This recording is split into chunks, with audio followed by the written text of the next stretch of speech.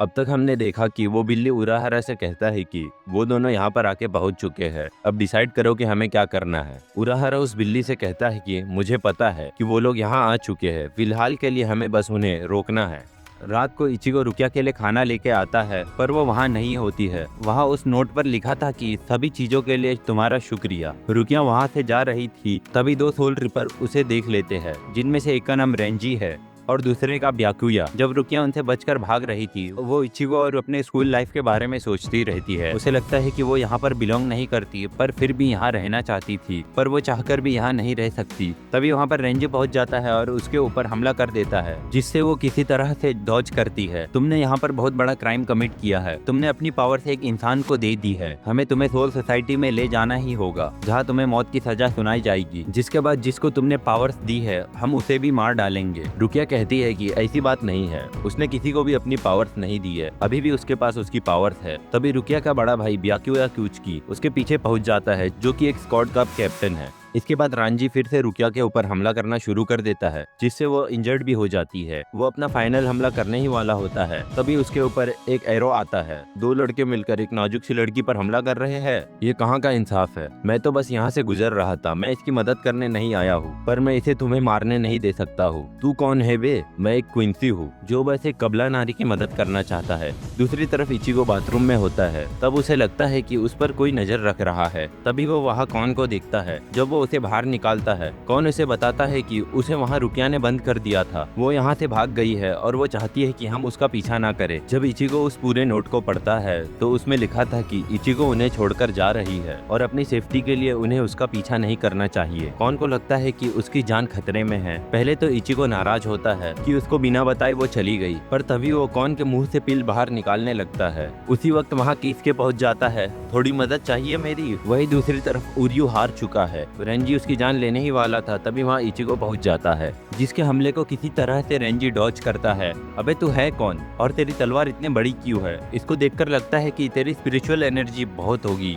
लेकिन जब लगातार रेंजी उस पर हमला कर रहा था तो वो बस उसके अटैक को ब्लॉक ही कर पाता है। लगता है यह तलवार बस दिखने के लिए है और वो इचिगो के कंधे को चोट पहुंचा देता है। लगता है वो तुम ही हो जिसने रुकिया की पावर छीनी है, पहले मुझे तुम्हें मारना होगा। रुकिया की जान तो सोल सोसाइटी में ही जाएगी। रुकिया उसकी मदद करना चाहती थी, पर उरियो उसे रोक देता है। तभी इचिगो रेंजी को इंजर्ड करने में कामयाब हो जाता है। तभी पीछे से ब्याकुया कहने लगता है, तो यही है इचिगो कुरोसाकी, इसके बारे में तो मैंने बहुत सुना है, इसने तो एक मेनोस ग्रांडे को भी वापस भेज दिया। लेकिन रेंजी ये सुनकर हंसने लगता है, क्योंकि उसे नहीं लगता कि यह मुख्य संतरा इतना ज्यादा ताकतवर हो सकता है। इसे तो अपनी तलवार को यूज करना भी नहीं आता। तुम्हारी तलवार का नाम क्या है? नाम? तुम अपनी तलवार का नाम भी रखते हो? तुम्हें तो अपने जान पकटो का नाम भी नहीं पता। तभी वो अपने जान पकटो का नाम लेता है।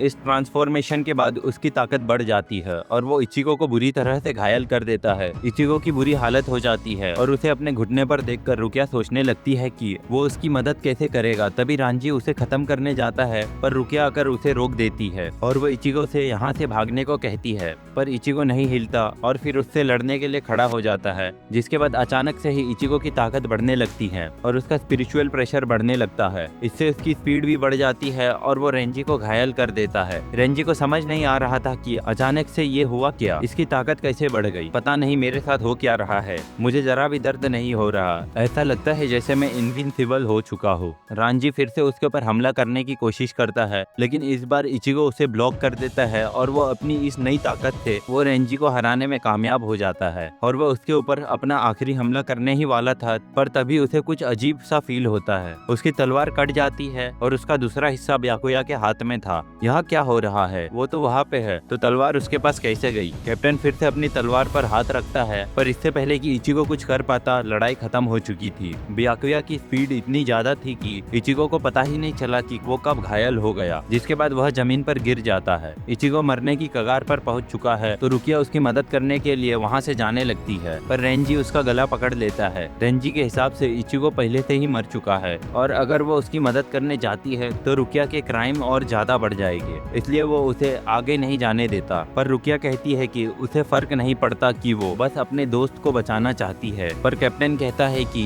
इसका कोई फायदा नहीं है, वो पहले ही मर चुका है। लेकिन तभी इचिगो उठता है और वो ब्याकुया के कपड़े को पकड़ लेता है। ये देख के रुकिया थोड़ा स्माइल करती है, पर तभी ब्याकुया उसके ऊपर फाइनल हमला करने वाला था। तभी रुकिया को इचिगो की यादें आती है और वो जाके उसे लात मारती है, तुमने मेरे भाई को टच कैसे किया। जिसके बाद वो उन दोनों के साथ वहाँ से चले जाने लगती है। जाते वक्त कैप्टन इचिगो से कहता है कि उसने अपने आखिरी हमले से इचिगो की सोल पावर्स डिस्ट्रॉय कर दिया है। अगर वो इससे बच भी जाता है तब भी वो अपनी पावर्स दोबारा कभी यूज नहीं कर पाएगा। इचिगो रुकिया को रोकने की कोशिश करता है, पर रुकिया रोते हुए कहती है कि प्लीज रुक जाओ, चाहे 1 सेकंड के लिए ही, और जिंदा रहो पर रह जाओ। जिसके बाद रेंजी अपने स्वॉर्ड का यूज करके सोल सोसाइटी के लिए एक गेट ओपन करता है और वो तीनों वहां से चले जाते हैं। यह सब देखकर इचिगो बहुत दुखी हो जाता है, क्योंकि हर बार की तरह उसकी जान किसी और ने बचाई और वह कुछ भी नहीं कर सका। तभी वहाँ पर किसके उराहरा पहुँच जाता है, जिसके साथ वो बिल्ली भी थी। कुछ देर बाद इचिगो को अपनी बॉडी वार्म फील होने लगती है और जब उसे होश आता है उसके सामने टेसाई पड़ा हुआ था, जो कि उसके ऊपर लेटा हुआ है। साले क्या कर रहा है तू, हट यहाँ से।